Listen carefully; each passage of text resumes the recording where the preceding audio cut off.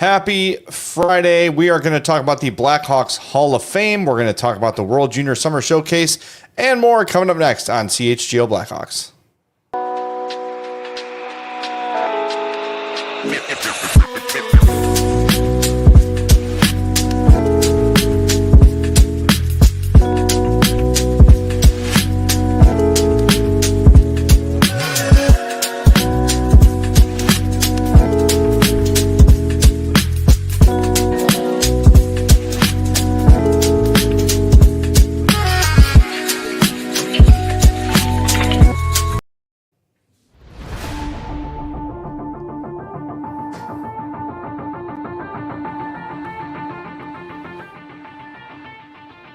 Happy Friday. Welcome into the CHGO Blackhawks Podcast. I'm Jay Zawoski. That's Greg Boyson. Katie Duffy is running the show for us today remotely. Hope you're having a great day. This might be the nicest day of the year, so we hope you're out enjoying it. Maybe listen to us on the headphones or wherever you might be. Do us a favor, hit that like button for us. Make sure you are subscribed to our YouTube page. As well, if you're a podcast listener, we love you too. Make sure you're following or subscribed on your favorite podcast app and leave us a 5-star review on Apple Podcasts or Spotify for a little weekend treat. Greg, it's good to see you. How are things going for you, my friend?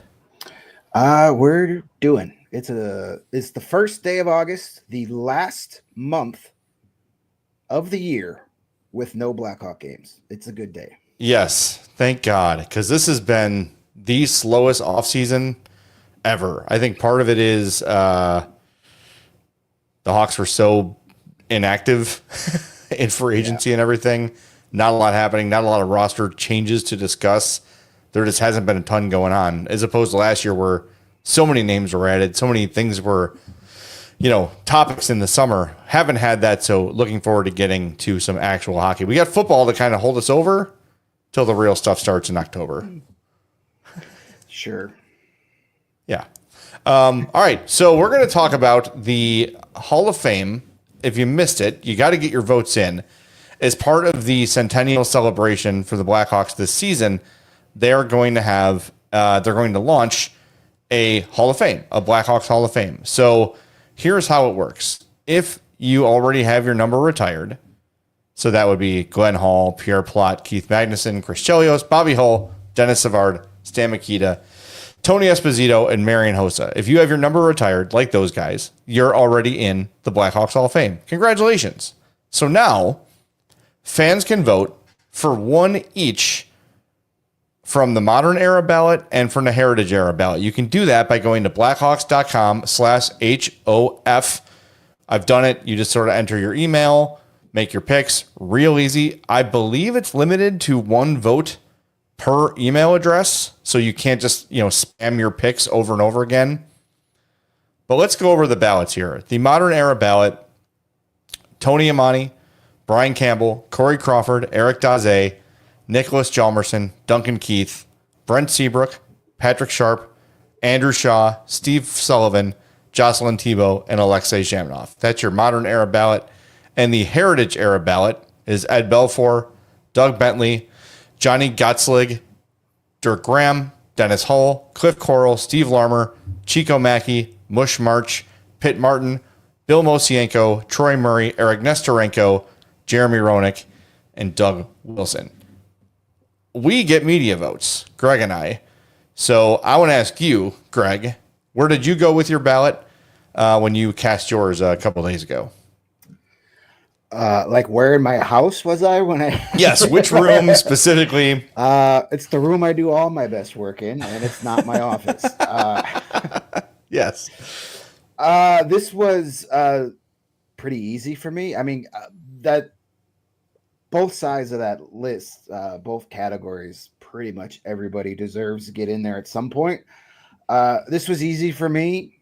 If you followed me for a while, you should know that Steve Larmer is one of my all-time favorite Blackhawks, and he's got the numbers. Like Andre Burakovsky should not be wearing number 28 this year. Colton Dock shouldn't have been wearing it. Like that number needs to be retired. So if you're not going to do that, fine. He needs to be a first ballot Hall of Famer. And in the modern era, I mean, I voted for one of the best handful of players ever in franchise history, and that's Duncan Keith. I went with Duncan Keith as well. I think we've said this many times, that it's a bit of a mistake to just not announce you're retiring number 2 this year and then doing the Hall of Fame after that, because it's so obvious. I really can't wait to see the results of these votes. I think that Duncan Keith is going to get probably 90% of the modern era ballot, as he should. Arguably the best defenseman in Hawks history.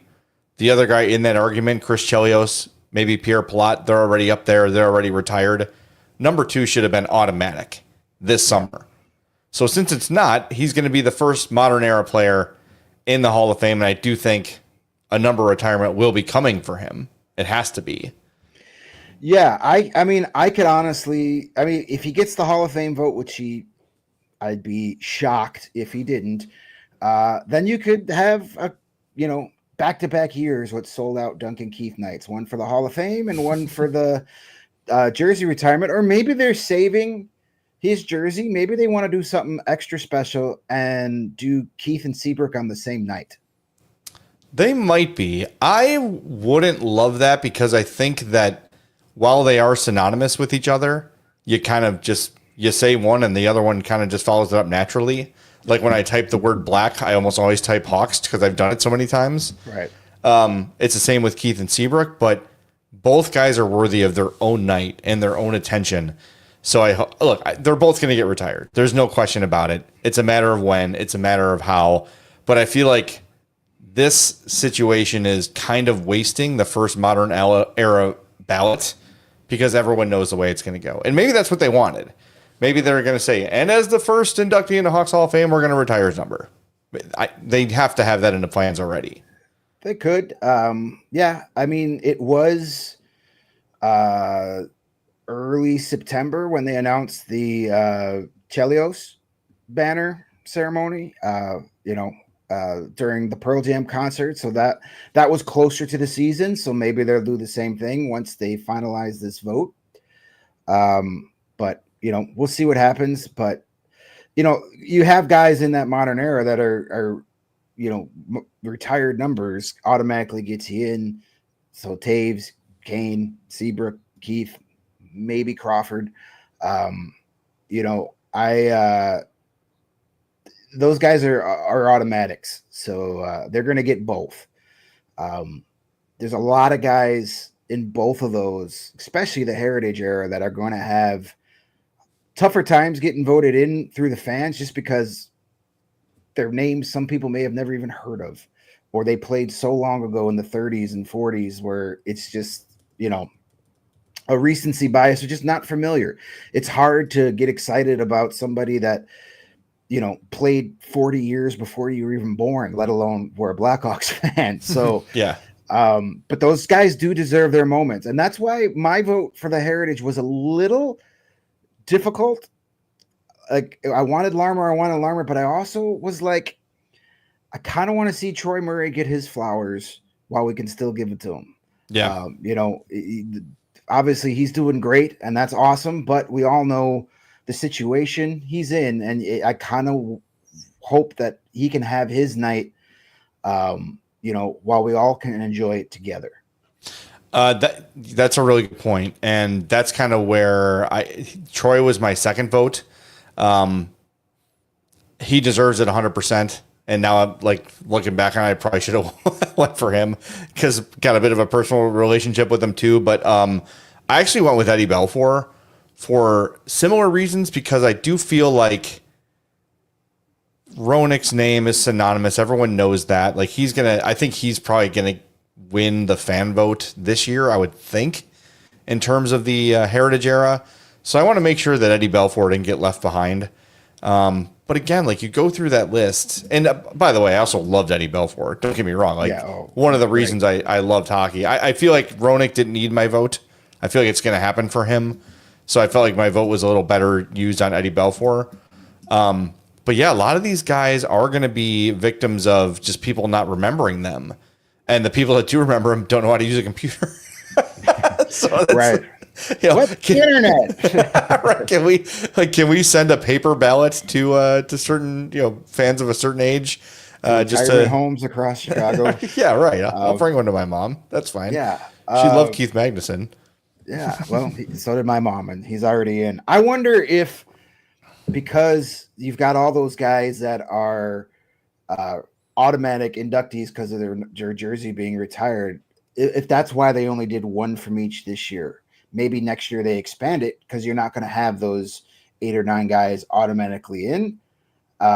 Or it's going to be one from each for each year, because then that's going to take a while to get a lot of these guys in, which is fine. I'm sure that's why that you want to make it something special, because after a while, you don't want it to be like the WWE Hall of Fame or the Rock and Roll Hall of Fame, where they're like, "Hey, you wrestled once, get in there."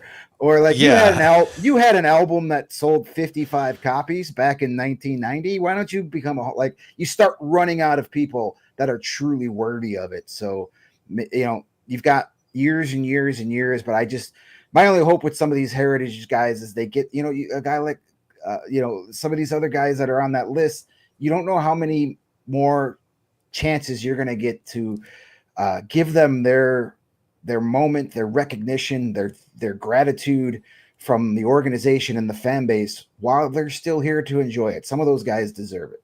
Yeah, 100%. And our buddy Windy City Hockey also brings up Charlie Gardner, who was the captain of the 1934 Blackhawks as a goalie, won a Stanley Cup, and then died like 4 months after the Hawks won a Stanley Cup. This is a guy with a 163 goals against in his career. He only played in the playoffs in his career. I'm sorry, that was his last season. A 202 goals against in his career, 316 games, 42 shutouts. He was an incredible player. And I know it's a different era, but this is where I think one thing I'd like to see the Hawks do a little better is really educate fans on the long gone Blackhawks, because I'll even say, I've been a Hawks fan for 40 years, and I really found out about a lot of these guys while writing my book. All right, I can't just write about guys that played during my lifetime and Makita and Hull, and of course, the guys that we all know just from, being around the organization so long. With these guys that came before, they need their stories told. Especially Charlie Gardner's story should be a movie. It'd be a tragedy, but it's incredibly interesting. And I think the organization, maybe with the launching of this Hall of Fame, can do a bit more of, hey, this is the guy you should know. This is maybe it's because I'll say, before games, if you're there early enough, they're always running kind of little bios on historic Blackhawks players, but they're not narrated. They're just on the screen. And if you're not watching the screen, waiting for the game to start, you're missing out on a lot of that stuff. I would like to see some sort of, I don't know how physical this Hall of Fame is going to be. I think there'll be a little bit of it, because if you've seen the Cubs one, it's under the bleachers. Right. And you can get to it. It's a wall of plaques, basically, and it tells the story of everybody on there. But they need something. Maybe it's at Fifth Third, where you can physically go visit it and learn about the teams, and even those players that are not officially in the Hall of Fame for the Blackhawks. Yeah, and I think that's part of the plan. We got to go to do the update, do new tour of the new facility, and they're going to have kind of a cool thing. They're going to have a stick, like a wall of sticks for each year, and they're going to have the record of that team, and the teams that won the Stanley Cup will be a red stick, so you can go through and see all that. And then they're going to have a physical, interactive display as well. So there'll be some of that, but I agree there definitely needs to be more of the, hey, remember these Stanley Cup guys from 15 years ago? And then, these guys that play in the 90s. And after that, it's outside of Makita and Hull, there's not a lot of it out there.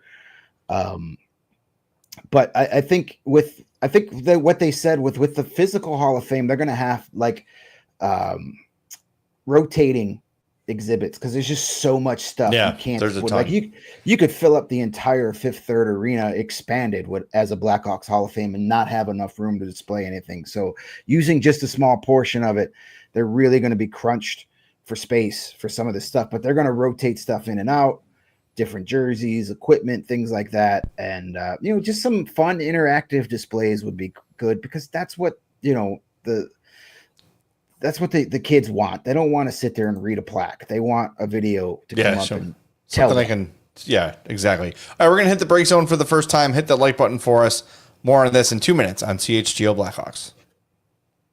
What is Sunnyside? You know by now. Sunnyside Cannabis Dispensary is your home for judgment-free cannabis shopping, a place where all kinds of visitors are welcome to explore, discover, and purchase a wide array of high-quality products. Sunnyside has everything you need to elevate your summer. I cannot speak enough about the good news counting sheep. I'm someone who's had trouble sleeping my entire life. Ask my mom.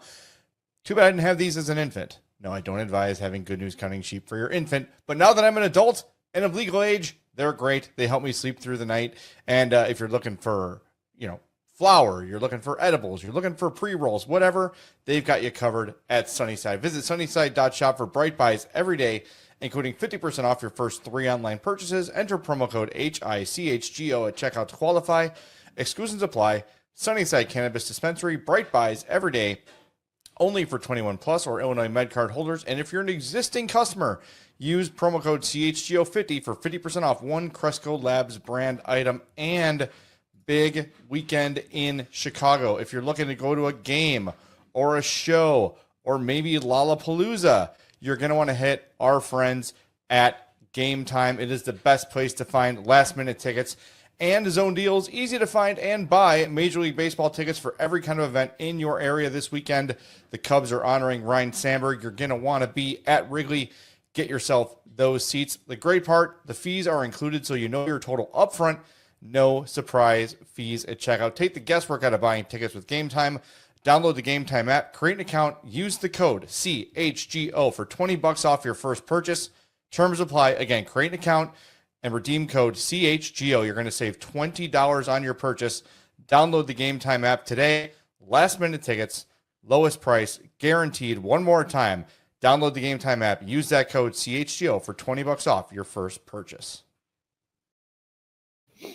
All right, we're back, and as Greg was saying before the break, there will be a physical Hall of Fame you can visit.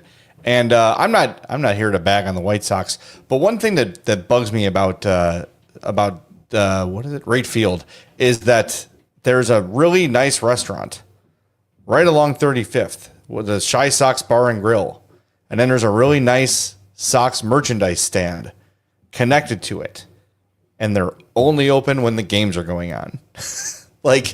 You've got, when you have such a nice thing on your property, you want people to be able to visit it whenever they want. And like the Jordan statue in the atrium, I believe people can visit that, maybe not 24/7, but during normal working hours, you can go visit the Jordan statue in the atrium. Whatever they create in this Hall of Fame, it's got to be somewhere where people can go in their spare time, in their free time. Like, I don't know how many times I've been, you're on a weekend, nothing's going on. Hey, let's go to the city today. What do you want to do? Oh, let's go check out that Hawks Hall of Fame. That'd be a really cool way to spend a weekend. Hopefully it's open and accessible to people all year round. So Hawks fans who are in town, maybe when there's not a game or off season, they can still go and get their Blackhawks fix. I believe that's the plan. As we were told when we got the tour of the construction, not only that, it's going to be open on non-game days. I mean, because that the Fifth Third Arena facility is open 24/7. Yeah.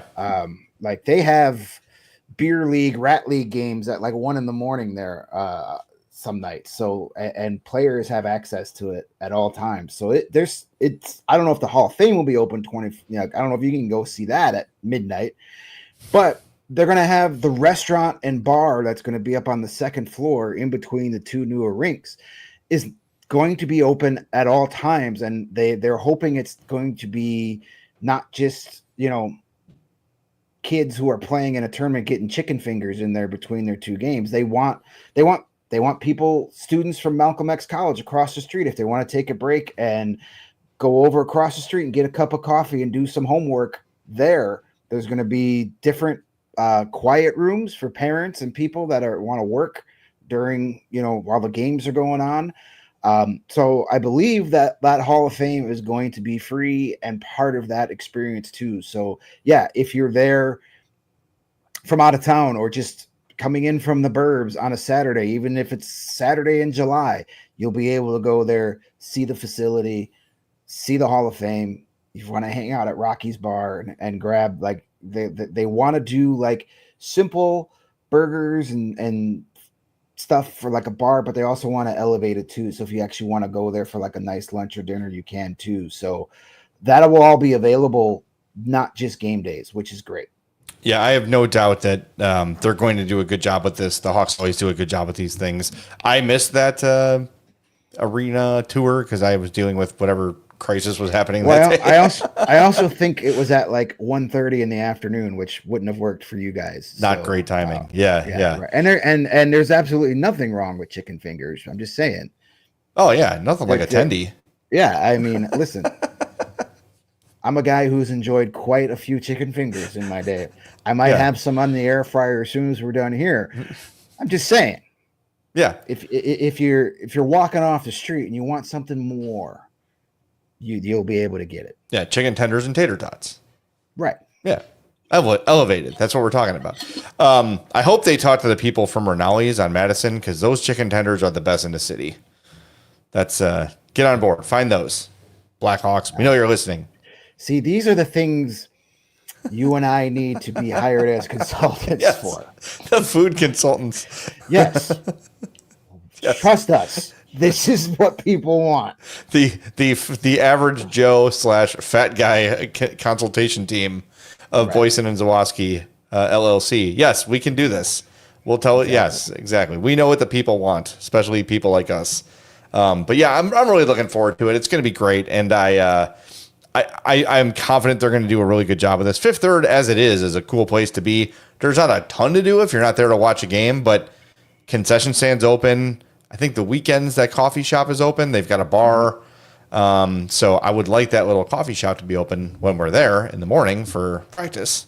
Yeah. But well, the new place is going to have a lot more. The expansion is going to have a lot more for people who not necessarily there, or if they're a parent who are going to be there all day. They're going to have workspaces. There's going to be the outdoor is going to have a patio where you can hang out. It's got a cool view of the city down Jackson. So yeah, they're doing a really nice job. And then of course, the Chicago Steel are eventually going to be playing there too. So Scott Gomez in the Chicago Steel. Yeah, I mean that's Stanley Cup legend Scott Gomez. So I think people are going to be really happy with the expansion, and there's going to be more parking. Don't worry, the parking lot's going to wrap all the way around. Where it is now, you kind of have that spot where the players are. Well, that's going to get expanded all the way around the building, and you're going to have entrances in both the front and back. So there's going to be a drop-off zone for the parents to drop off their kids and their equipment at one entrance, and then they can go around the building and park. So I think they've thought of everything with this building. So the Hawks Hall of Fame being in there is just a small portion of what's coming. As we look at this list of players, let's just talk about the modern era for now. Again, Amante Campbell, Crawford Daze, Jalmerson, Keith, Seabrook, Sharp, Shaw, Sullivan, Tebow, Zhamnov. I feel like the one that's going to have the most trouble getting in is probably Zhamnov. if it depends on the fan vote. I think you say that name and there's a certain percentage of Hawks fans that just get angry. Yeah, I get it. We've talked about him a lot over the years about he was just, super underappreciated. But just when you're traded for the most popular guy on the team and an icon and a guy with the charisma and the charm of a Jeremy Roenick, who was a blue collar player, and Hawks fans loved him because yes, he'd score the highlight reel goal, but he'd punch you in the nuts if he had to too. Like Zhamnov had none of that. Zhamnov didn't have that charisma. He wasn't a great talker. There was a language barrier there as well. But he was still a really good player. But you went from Jeremy Roenick, who was an elite goal scorer, to a guy whose best attribute was being a facilitator, not a goal scorer. He had 284 assists and 140 goals. Like he was that playmaking centerman, not the goal scorer. So if you could have had Jeremy Roenick and Alex Zhamnov on the same line, that would have been something. Yeah. Or, your 1-2 punch at center. I always say that Zhamnov would have been the perfect complementary piece to the Dynasty Hawks. Yeah, he would have Like if he came around 10 years later, that would have been, you pencil that guy in for a decade and you've got a really great 1-2 punch, a really good playmaker. He was a good player. He was not a great talker, was not, the language barrier was a thing for him, but just kind of quiet, like to do smoke a heater or two between games. And, he was just not, he was aggressively not Jeremy Roenick. It's not even that he wasn't as good as Roenick. It was that Roenick was bombastic and media savvy and funny and controversial. And Alexei Zhamnov was, I make good passes. Yeah. You went from super duper like cream cheese and banana filled French toast to dry white toast. That's like Jeremy Roenick. Could you tell I haven't had lunch yet today? I was going to say, this is the I'm Fat podcast version 2.0, the hockey adjacent version. It's August 1st. What else is there to talk about? Seriously. But like Roenick was like a pro wrestler in a hockey player. He had just that. He could cut a promo. He just had that flash. People were like drawn to him. He had everything you wanted to be a star, to be a driver, to sell tickets. He was an attraction. Alex Zhamnov never was any of that. Alex Zhamnov was a really good hockey player, but didn't have any of that extra stuff that got people excited. So when you trade away an icon like Jeremy Roenick, who didn't want to go anywhere, and you bring it back a guy like that, and then plus the fact that Zhamnov was on some kind of lousy teams. There was some.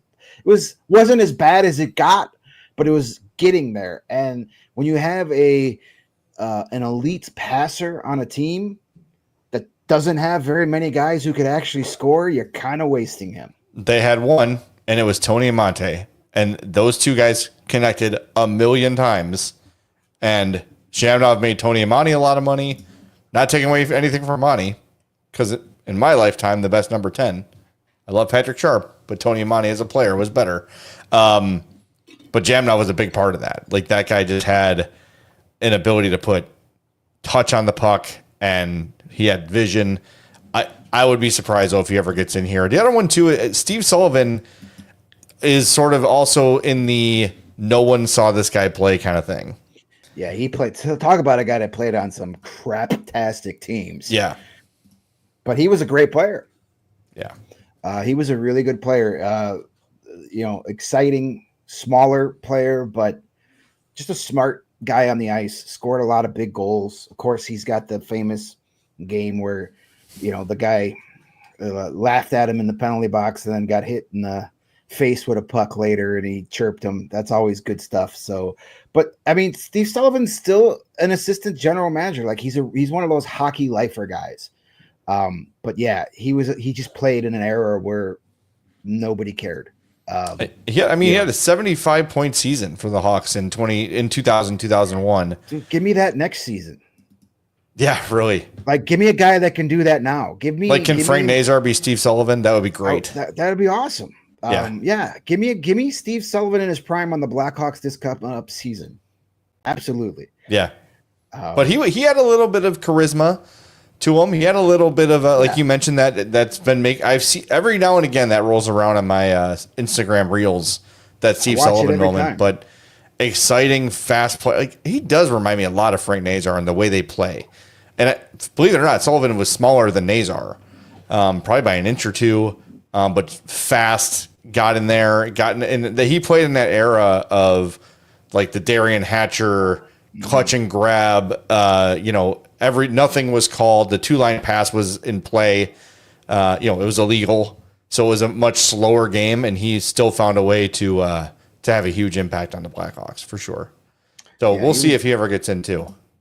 Yeah, I wonder if they're going to do something like MLB, where after a while, if you don't get in, there's a committee that says, "All right, forget the votes. We're just putting you in."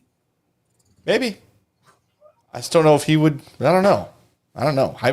We'll see how it goes. I would like that to happen, and I think the organization should have maybe like Danny Wirtz gets his own pick. Guy's been around the team his whole life, kind of knows everybody. He's seen it all. I don't know. There's a lot. What's nice about it being their Hall of Fame is they can do whatever the hell they want. Yeah. Yeah. All right, we're going to hit the break zone again. We got a little bit of not major breaking news, but minor breaking news coming up next. So stick around on CHGO Blackhawks. Hit that like button in the meantime. Whatever the sport, the app to bet is Circa Sports Illinois. It's August. That means football is right around the corner. College football, pro football. You're going to bet on preseason football?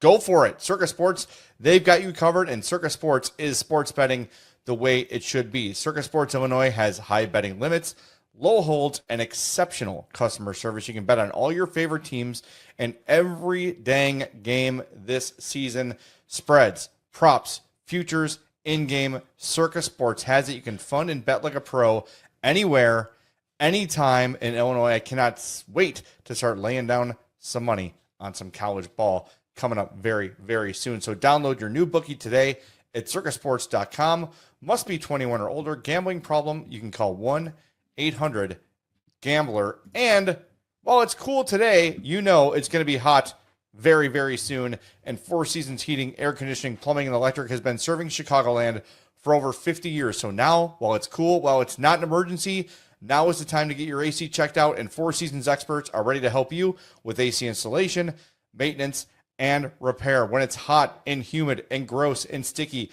you want to know your home's going to be cool and comfortable. You get off the train, you get out of your car, you walk into your house, and it's beautiful in there, and you just lock it down for the rest of the night. Plumbing, electrical, heating, or cooling emergency?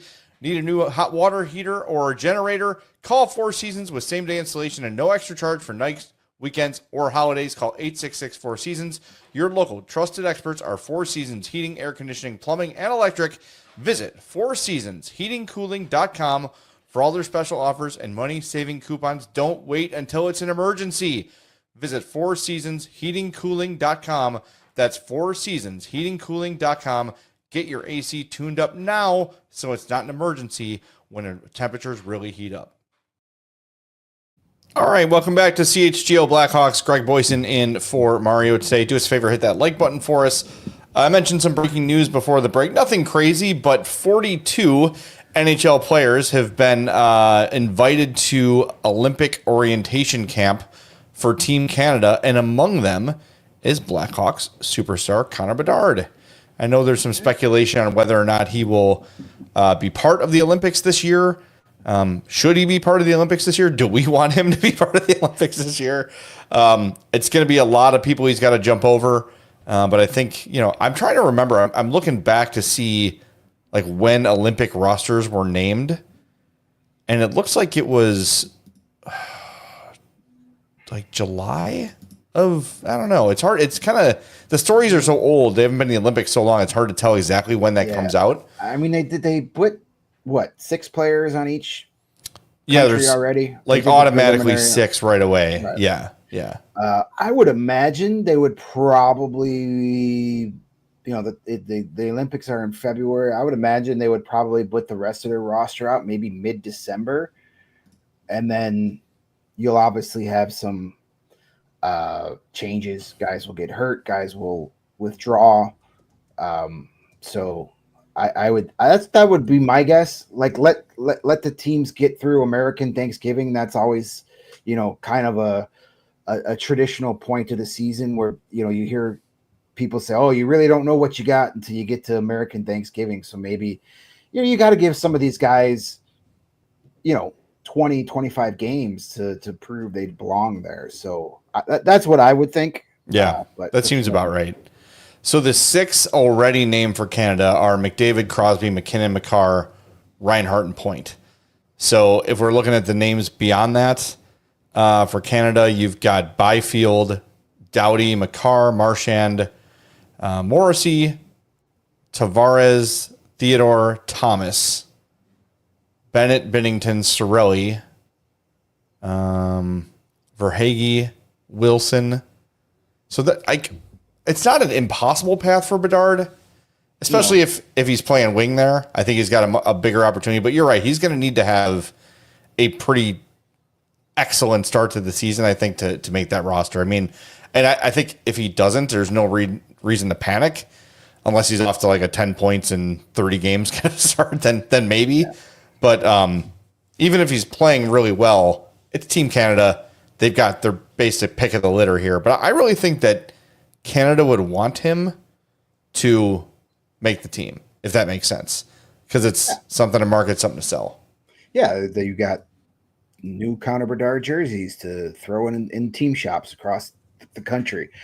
It'll be tough, and especially that list you just named. That was what, 6 players, 5 forwards, or was it 4 forwards? Actually did not separate them. I was just reading it from the release is very sloppy. Canada release. I think Makar was the only defenseman, and everybody else was a forward. Of the 6, yes. Yeah. Yes. So that's the 6. So that's 5 forwards already picked. You're probably going to take 14, 2 extras for the tournament. So 9 spots left. It's tough. I mean, I don't want to put any bad juju in the air, but he's probably going to take a couple of injuries for some guys to get Bedard there, along with that excellent start. He's going to need to go. He's going to have a really good season. He's going to need to be a point per game guy through October, November, which nobody here is going to be mad at him for that. That's for sure. That'd be fine. Yes. And then he's probably going to need a couple guys to, have an ouchie or two along the way, or say, hey, I'm not, I'm going to withdraw because I'd rather rest up and prepare for the playoffs than do this. So we'll see. A couple of people in the chat, Sprout and Windy City Hockey, said in 2014, the last time the NHL was there, which is crazy, at the Olympics, the USA and Canada announced their rosters at the Winter Classic. So we're first. Okay. But I feel like that's not a ton of time, but I'm sure that players know ahead of that I'll be going. I just can't say anything yet. Yeah, I mean, these guys all have passports and all that stuff. So I'm sure there are a handful of guys that are prepared to go beyond these guys who've already been, named. So yeah, and then the Winter Classic this year is the 2nd, right? It's not on New Year's I believe Day. so, yes. Yeah. So that makes sense. You've got a big TV event. You also, the Winter Olympics are going to be a big TV draw. But it also was, both were on NBC back then. So that's not the case now, but we'll see how that happens. BJD with a good point on Bedard. He says he isn't playing 4th line, so it's going to be rough for him to make the team. That's true. I mean, I don't know if they're in position to take a guy that can just really do, power play specialist. I don't want to say he's one-dimensional, but he is offense first. Yeah. And the huge numbers haven't been there yet. He would be on that team. You're not bringing Connor Bedard to be a two-way player to the Olympics. Again, that's why I'm thinking a couple of big names will have to go down the injury between now and then for him to really have a shot, unless he just goes absolutely crazy. And he's got just ridiculous numbers. It's December 1st and he's already got 20 goals and 40 points. At that point you might be like, hey, we can't deny it. No. Now, do we want him to make the team? It's kind of I think when you look at the way the 4 nations went, I know the Olympics are different, but it will be. A lot of guys Charlie McAvoy's season got ruined by that, but this is going to be different. This is not going to be the same type because it's not just the rivalry teams in there. It's not compacted, and you only had 3 preliminary games. So if you lost early, you were pretty much screwed. This is the Olympics. I don't think the Kachuk brothers are going to be throwing haymakers against Slovenia in the preliminary round. You never know. Maybe but you're playing on you're going to be playing on the international rink. You're not going to be playing on the NHL rinks. That's going to make a difference.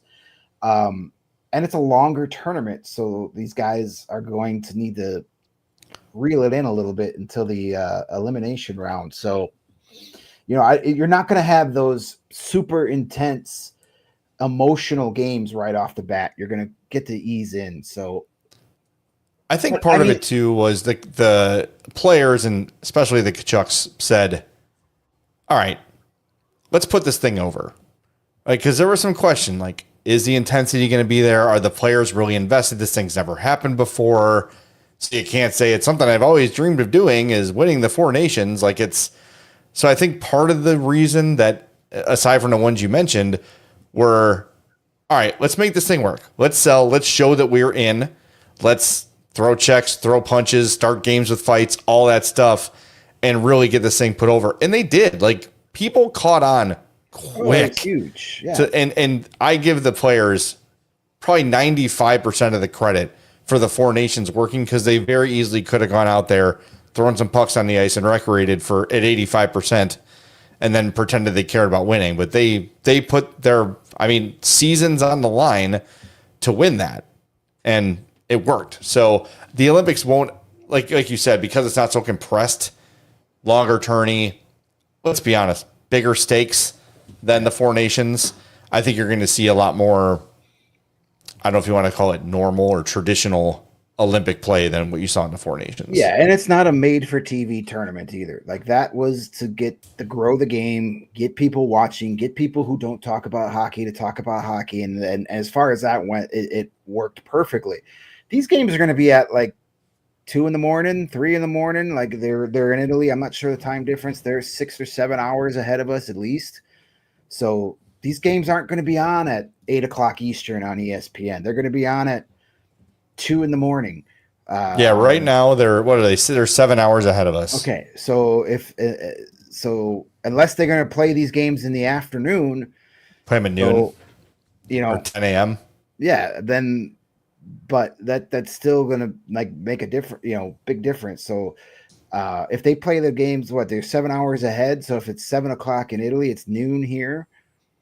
So it won't be that bad. It'll be kind of like the Premier League games. So, the English soccer games. So maybe the earliest one starts at like 6 a.m. and then the latest won't be on like 1. So actually it won't be that bad. But again, it's not 8 o'clock Eastern on ESPN on a Friday night. It's 10:30 in the morning on the third cable NBC channel, whatever. USA 2. Right. Like at 11 o'clock in the afternoon on a Wednesday. Like, it's not going to be the same. But as far as, do we want Connor Bedard there? I would love it if he made it, because it'd be a great experience for him. And that means he's one of the best Canadian players in the league, and we want that. If he doesn't make it, okay, fine. He'll get there eventually. Like, he's only in the third year of his career. You can bet when the 2030 Olympics roll around, he's going to be one of those 6 preliminary automatic bid type guys. So there'll be plenty of opportunity for him, but if he makes it, it's a good thing, because that means he's having a monster season, and that's what we all want, and that's what this team needs. Yeah, Bedard, everybody wins if Connor Bedard is playing in the Olympics. Yeah, the only hesitation I have is injury, but I think the positives much outweigh the negatives, because you're right. If he's going, he's having a great year, and then he gets to play in meaningful games. Well, let's be honest, in meaningful games, period, but also with Sidney Crosby, with Nathan McKinnon, with these great players that can kind of, hey, here is how we prep for a gold medal game or a playoff game or whatever, to sort of, and Bedard is the kind of young player where he's actually going to take that advice from older guys, where all the kid wants to do is play hockey. You've not seen any photos of him out at bars with girls, and all he does is skate, and then he sleeps and he eats and he shoots pucks and he skates more, and then he goes to bed, rinse, repeat every day of his life. Right. So I think he would really jump at the opportunity to be able to, even if he's not like, gee, Mr. Crosby, how do you get ready for a game with his little pinwheel hat on and his lollipop? I think he just wants to observe and take it all in to see, how do these great players get themselves ready every day? How do they practice? That sort of thing. Yeah, for sure. And, no chicken fingers for Connor Bedard. That's for sure. Grilled chicken fingers. Right. Dried grilled chicken breasts. Jason in the chat actually has a good point where he says, worry about the injury when the Hawks are competing in the playoffs. So, yeah, I mean, if Connor Bedard gets over there and hurts himself and has to miss a few games coming back, what does that really hurt? I mean, it's not like the Hawks are going to be, 2 points out of a wild card spot when the Olympic break ends. You never know, my friend. I mean, not with that attitude, but maybe. All right, got to hit the break zone for the final time. If you've not hit that like button yet, please do so. We'll be back in 2 minutes here on CHGO Blackhawks. We've all been there. You are miles away from where your last destination was. Maybe it's the beach. Maybe it's your buddy's house. Maybe it's you're dropping your kid off at college. It's that time of year, and you realize, I left my sunglasses on the roof of the car 2 states away. It's not great. We've all had that experience. Maybe you drop them in the lake, never to be seen again. Don't worry. We have found Shady Rays, and it's changed the game. Their sunglasses are made for real life. They look great. They're polarized. They're durable, and they're not wildly expensive. And here's the best part. If you lose or break them, if you drive away with them on the roof of your car and don't realize until you're home, Shady Rays will send you a brand new pair. No guilt trip, just replacements. So now you can actually wear your glasses without fear on hikes, at concerts, on the boat, wherever. Shady Rays has your back, and we've teamed up with Shady Rays for a great offer. Head to shadyrays.com. Use code CHGO for 35% off polarized sunglasses. Try for yourself the shades rated 5 stars by over 300,000 billion people. And get yourself a new car. Ray Chevy in Fox Lake is firing off fireworks with big savings. Come in today to shop the Freedom to Save sales event and drive home with $10,000 off MSRP on new Chevy models, or check out their selection of over 125 vehicles priced under $20,000. As one of the top selling Chevy dealers in the Midwest, they're able to keep their prices competitive, so you know you're going to get an awesome deal every time at Ray Chevrolet in Fox Lake. Plus, Ray's price promise lets you shop confidently, because the price you see, that's the price you're going to pay. Go see for yourself. Visit our partner at their convenient location right on Route 12 in Fox Lake, and don't miss out on their Freedom to Save sales event happening now for $10,000 off MSRP on new Chevrolet models. Shop Ray Chevrolet in Fox Lake or at raychevrolet.com. Again, that's Ray Chevrolet in Fox Lake, raychevrolet.com. All right, one segment to go here. The show is flying by, which is good. That usually means it's good, I think. I hope. Hit the like button and let us know, or just don't hit the thumbs down button. Katie, I don't know if you can crack your mic. How are we doing on likes? I can't see the number here. Yeah, I can't tell from StreamYard, unfortunately. But regardless, we don't have enough, so hit the button. Yeah, whatever it is, it's not enough. Darn it. Exactly. Speaking of international play, we've had some Blackhawks making some waves at the World Juniors Summer Showcase. Sasha Boisvert, AJ Spellisy, Marek Vanacker. If you missed Scott Wheeler's write-up on Marek Vanacker, really good stuff. I think that was Wednesday, perhaps. Yeah. Make sure you check that out. By the way, right now, Sweden is just waxing Canada. They're kicking their ass right now. That's too bad. 7-2. 7-3, I'm sorry. Caden Lidstrom just scored for Canada. He's been really good. Lindstrom's been really good in this. He's got at least 3 or 4 goals already. I just found it kind of funny that Wheeler put out that really good piece on Vanacker. If you haven't read it, it's worth it, just for the fact, he talks to Vanacker and his coach, and it gets a lot of good insight on the player and the kid that he is. And then he gets scratched for that night's game. I was like, damn it, Wheeler. But he's back in the lineup today. Vanacker was kind of for their first couple of preliminary games, both the USA and Canada had 2 squads, kind of an A team and a B team, and now they've combined it to one.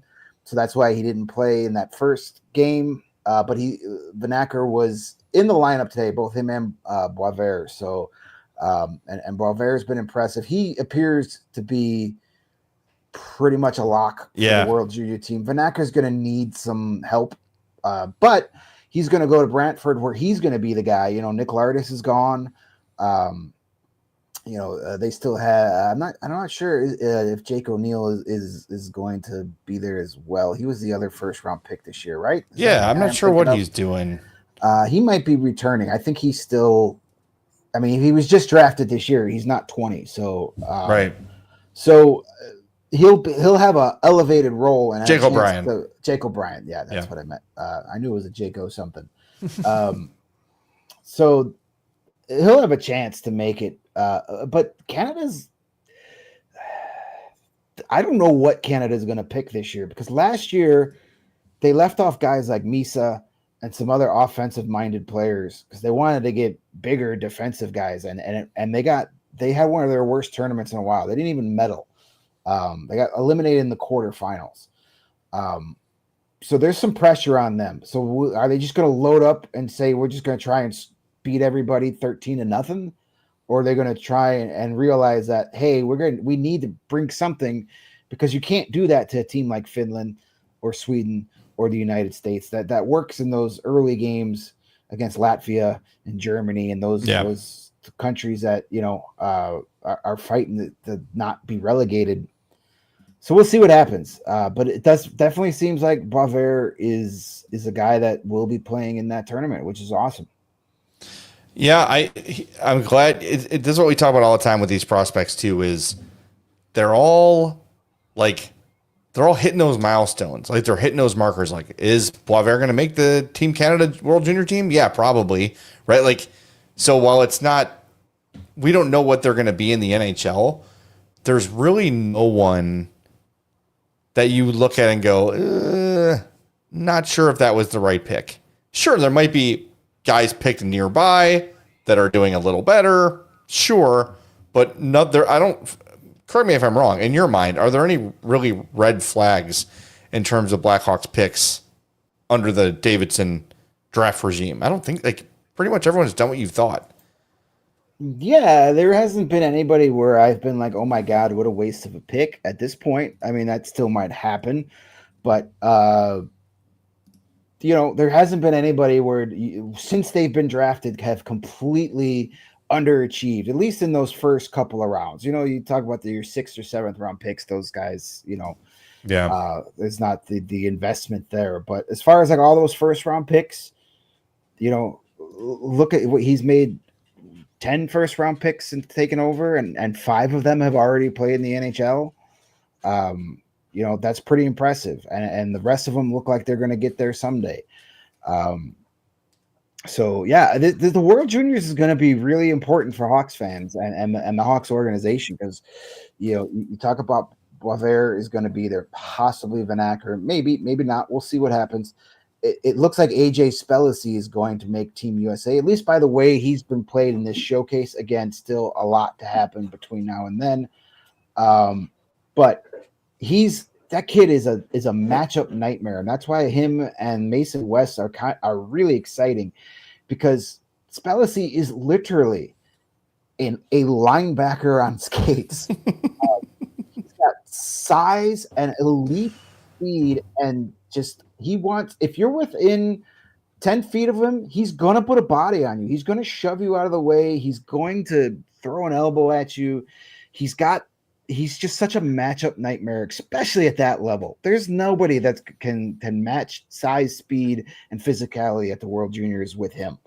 That's why I think he'll make it, because he's just such that weird combination of all these things that nobody else has at that tournament. Well, the crazy thing too is he comes in last preseason as kind of like we'll get it. You'll see him for a preseason game, then we'll ship him back, and he stuck around because he was really impressive. And I don't think anyone thought he was actually going to make the team, but he was one of the last cuts because they want to get as long of a look at him as they could.